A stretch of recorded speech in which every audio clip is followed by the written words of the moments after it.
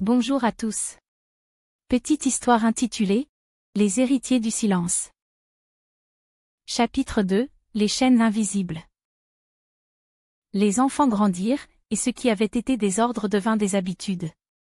Leur façon de parler, de marcher, de sourire en public portait encore l'empreinte des instructions parentales.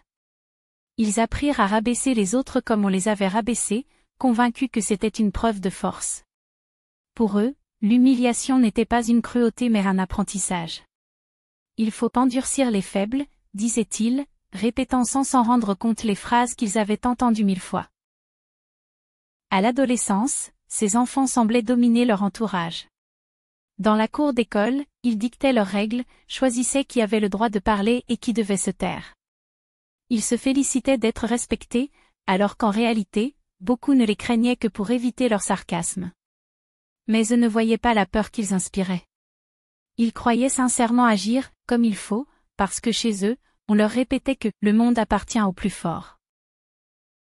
Les chaînes invisibles se resserraient.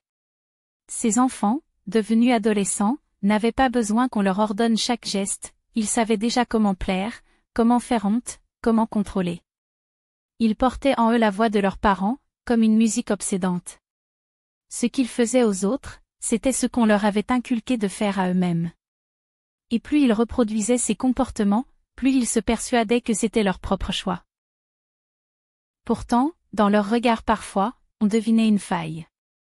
Une fatigue, une question muette, et si tout cela n'était pas juste? Mais cette pensée disparaissait aussitôt, remplacée par le besoin de reconnaissance.